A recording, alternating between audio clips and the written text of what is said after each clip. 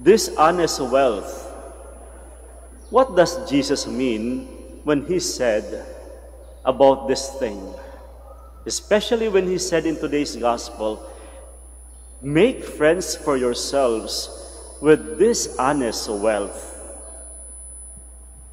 Mga kayamanan, mga yaman na galing sa kasinungalingan. What does this expression really mean? What's the point of Jesus in today's gospel? When we talk about this honest wealth, well, generally, this talks about the things of this world. Perhaps, according to the translation from the Greek word, this actually refers to the mammon of iniquity. In other words, refers to the wealth, to the money, material riches that will eventually lead men into iniquity. Kaya nga, mammon of iniquity, mga bagay na magpapadali sa ating lahat.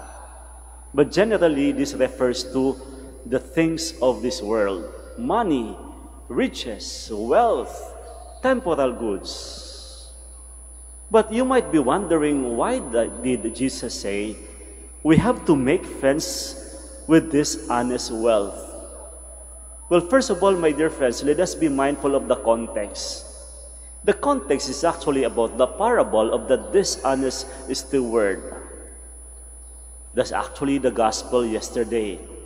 Karugtong po ito ng Ebanghelyo kahapon, wherein Jesus talked about the parable of the dishonest steward. Well, take note, Jesus did not praise the dishonest man, did not praise that wicked man. Hindi niya pinupuri yung taong mas sinungaling na iyon. But what was being emphasized in the parable is about the cleverness of that wicked man. But actually, hindi po nalalayo sa atin. Lumalabas yung cleverness natin kapag tayo nagkakamali. Lumalabas yung ating katalinuhan kapag tayo nadadali. Napapansin niyo ba yun?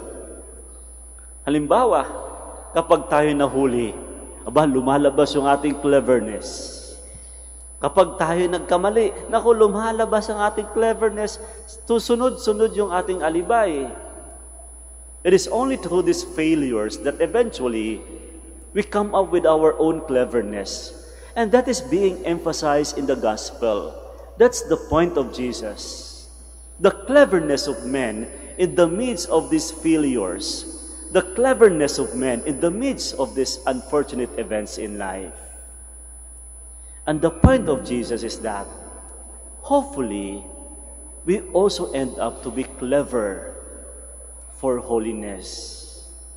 Jesus is emphasizing to tell his apostles that hopefully also, we will use our cleverness for holiness. Let us not only make use of our cleverness when we fail, just like what happened in the story, in the parable of the dishonest steward. He was able to successfully make way for himself after he was fired because of his sinfulness. Kaya sinasabi ni Kristo, sana din lumalabas yung ating katalinuhan, gagamitin natin yung ating katalinuhan for holiness. You know, I am reminded of the story of Zacchaeus. Actually, Zacchaeus is one of my favorite biblical personalities in the gospel. Si Zacchaeus ay isa pong tax collector. Sabihin natin, one of these wicked servants, one of these dishonest stewards in the Bible. But you know, you will see from the story of Zacchaeus that even in the midst of our sinfulness, God will not give up on us. God will not give up on us, even in the midst of those not so good events in our life. Na kahit alam niya sa Zacchaeus sa isang makasalanan, but that does not make Jesus to give up on him. In other words, the invitation is that sana magkaroon tayo ng constant transformation for holiness through our earthly life.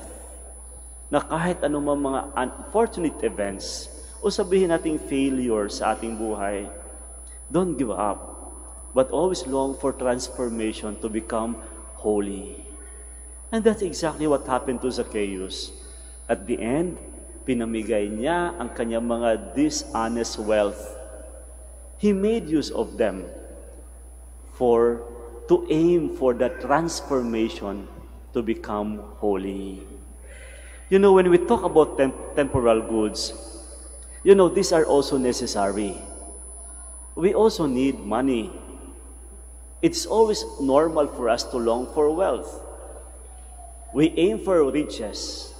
You know, even the church value temporal goods because the church believes that this is one way to preach the good news. This is one way to become more holy. But I just hope, my dear friends, let us not make use of these things to be the end of our journey. Simply make use of them to be the means. Meron kasi ibang tao o iba sa atin that they see them as the end of life. Yung tipong akala nila, madadala nila ang mga bagay na ito sa langit. Akala nila madadala nila ito sa kamatayan. Hindi po. These material goods, material riches, will always end up to be the means. And hopefully, we make use of our own cleverness using these earthly things for holiness, to share these things to other people, to value the presence of other people, the needs of other people, and be able to become instruments for generosity. And that's the point of Jesus when he said, make friends for yourselves with this honest wealth. It's not about aiming for them, but why not? Always aim for transformation even in the midst of these not so good instances in our life.